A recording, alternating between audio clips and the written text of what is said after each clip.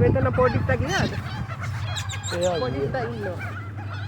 පොඩිත්ත කියන මාව බඩ පොඩි නෑ. මාව කින්නේ නේ කට්ටිය. අර ඌ බයි දිනන ඒක නියම වැඩේ නේ ආද.